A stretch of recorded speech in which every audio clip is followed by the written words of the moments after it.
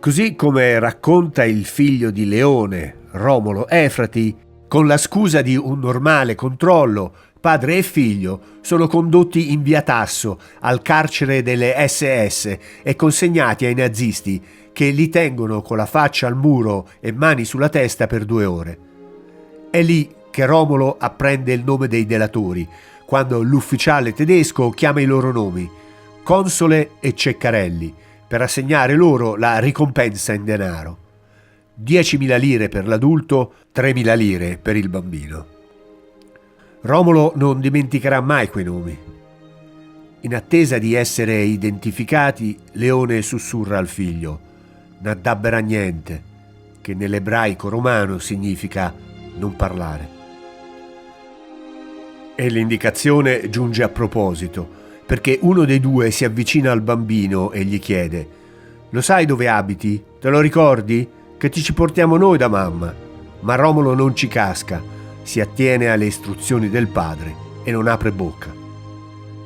I 2 vengono poi tradotti al carcere di Regina Coeli, dove rimangono per 21 giorni in una piccola cella insieme al fratello di Leone, Marco, e altri detenuti. Il 20 maggio i tedeschi organizzano il trasferimento dei detenuti ebrei verso il campo di Fossoli, che è un centro di raccolta per chi viene destinato ai lager in Germania. Saliti sul camion, uno dei detenuti, Pacifico di Consiglio detto Moretto, nota il ragazzino di 6 anni e si rivolge agli altri dicendo: «Che ce dovemmo fa con sto ragazzino?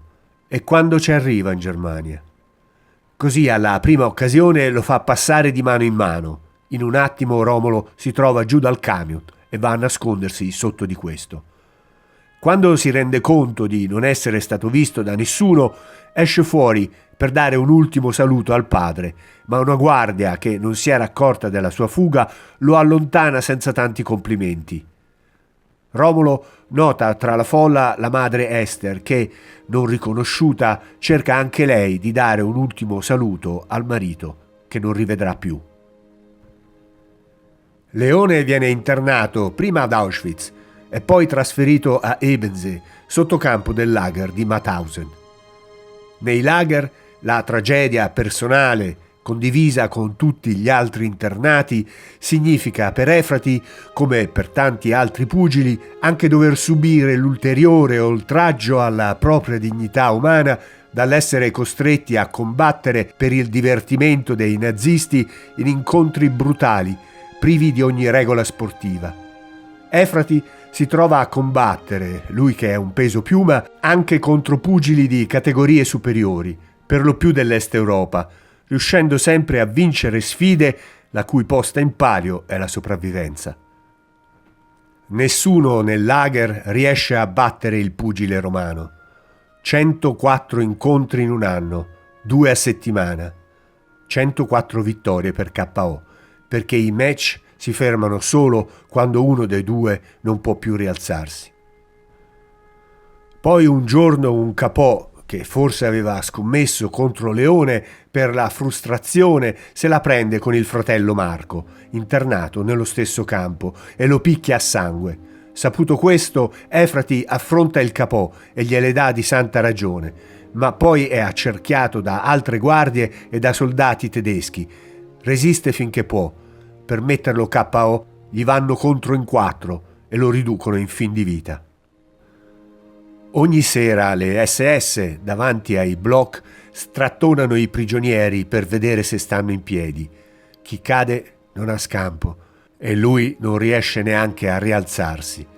È così che Leone Efrati, detto Lelletto, a 28 anni finisce nei forni crematori.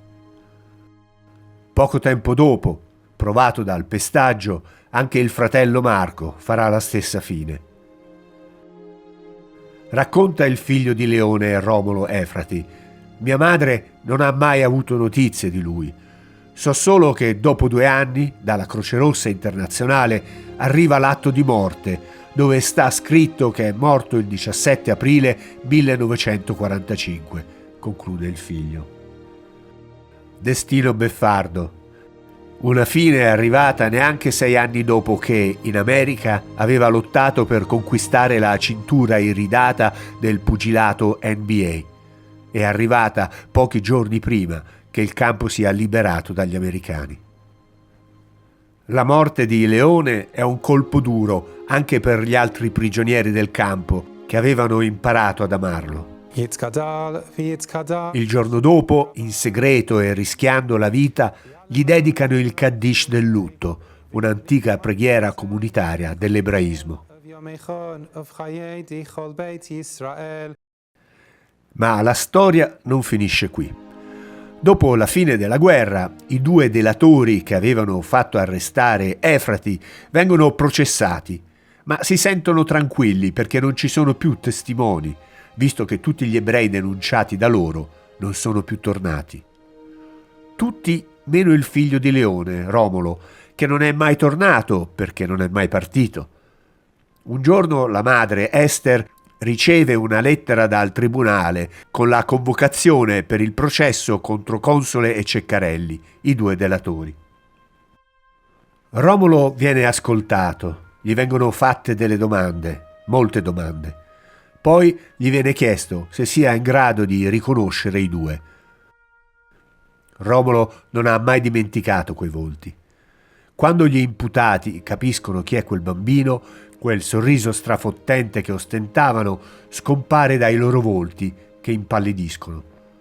Romolo li indica senza esitare e ricorda anche che uno dei 2 aveva un braccio di legno che l'imputato è costretto a mostrare alla corte.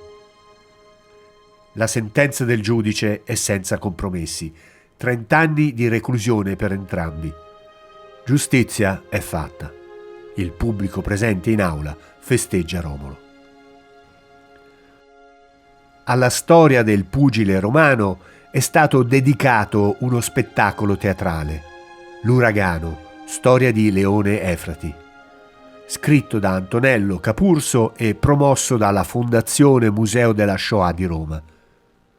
E proprio al Museo della Shoah di Roma è ora conservata la valigetta con i guantoni che il pugile portava con sé per gli allenamenti, ritrovata dopo essere rimasta dimenticata per 75 anni all'interno di un ripostiglio della palestra Audace.